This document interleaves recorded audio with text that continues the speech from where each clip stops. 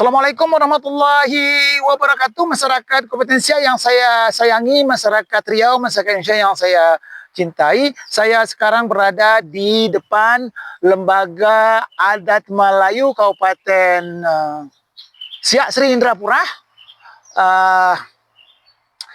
Ingin menyampaikan salam hormat saya kepada semua masyarakat, khususnya Bapak Ketua Lembaga Adat Melayu Kabupaten Siak yang juga saudara lebih muda dari saya, lebih kurang mungkin 4-5 tahun, karena waktu saya dulu di DPRD beliau Kepala Dinas Pendidikan Seni dan Budaya. Teringat banget saya, dia ngotot, "Bang, jangan sampai dicoreng ini Bang, kita mau bikin setiap kecamatan tuh harus ada peralatan zapin, peralatan kompang." Saya bilang, kalau untuk adinda, untuk negeri ini, untuk generasi muda, daripada mereka duduk-duduk pinggir jalan menyabu, mengisap ganja, minum, main judi, main gitar pas maghrib, bagus lagi mereka latihan zapin, latihan kompang. Alhamdulillah kita anggarkan dan beberapa proyek yang bersifat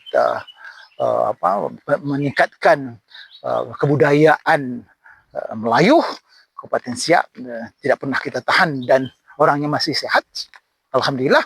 Bisa ditanyakan kepada beliau, pernahkah saya sebagai anggota Panggar mempersulit beliau saat beliau menjadi kepala dinas, atau pernahkah saya meminta sesuatu imbalan atas jasa yang saya berikan untuk mempermudah kinerja beliau? Insya Allah, tanyalah, minta beliau menjawab jujur, dan saya bangga hari ini beliau menjadi Ketua Lembaga Adat Melayu Riau, dan kita harap dengan beliau sekarang sudah tidak jadi sekda lagi, beliau bersama tim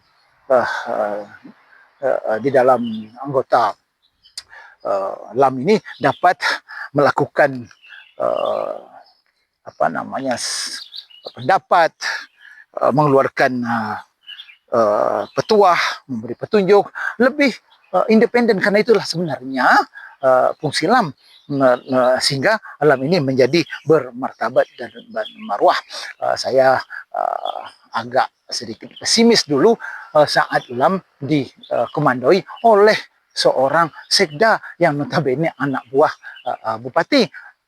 Contoh saja saat DPRD melakukan pansus, dan salah satu laporannya mereka berikan kepada Ketua LAM Kabupaten Siak di tahun 2024 atas laporan menindaklanjuti atas laporan temuan Bawasda tahun 2022 tentang kinerja BUMD di Kabupaten Siak.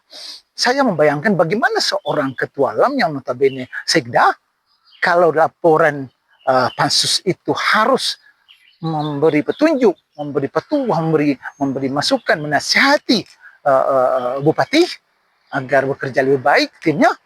Bagaimana dia seorang sekda, anak buah bupati notabene, tentu dia tidak bisa berbuat apa-apa. Maka waktu itu LAM sama dengan dikebiri. Saya tidak tahu dasarnya apa, sehingga sekda ditunjuk juga sebagai Ketua LAM, dan tidak banyak pihak yang mengomentari hal itu.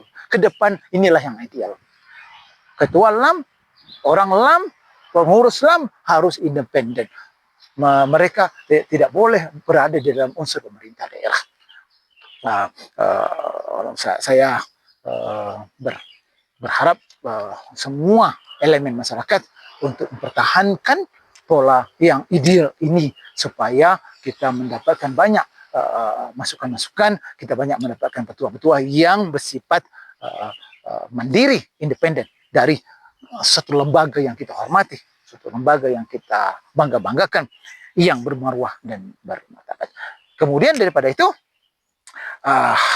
saya juga memberi catatan tentang selama ini pemberian gelar Datuk Setia Amanah sepertinya sangat mudah didapat seorang pemimpin negeri ini, padahal kinerjanya tidak belumlah dikatakan terukur saat dia tidak mendapatkan gelar. Di ujung pemerintahannya, rupanya pemerintahnya amburadul.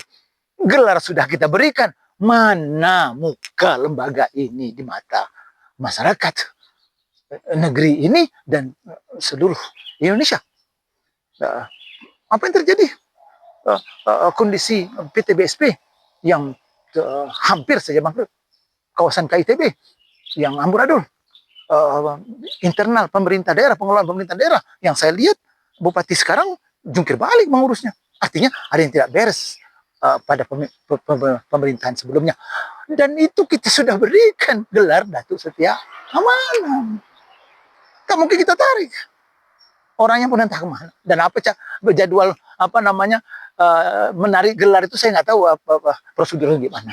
Nah, ke depan atas pengalaman ini, saran saya pemberian gelar itu silakan saja, boleh-boleh saja. Kalau memang mau berprestasi, berilah pada akhir masa jabatannya. Di tahun kelima misalnya, setelah kita lihat 4 tahun pertama, memang kinerja pemimpin ini bagus. Kita berikan. Tapi kalau kinerjanya tidak bagus, jangan kita berikan. Nah, ini kalau kita berikan dari awal-awal, nanti bagaimana kalau kejadian masa lalu? Jadi jadikan pengalaman masa lalu sebagai iktibar, sebagai pelajaran.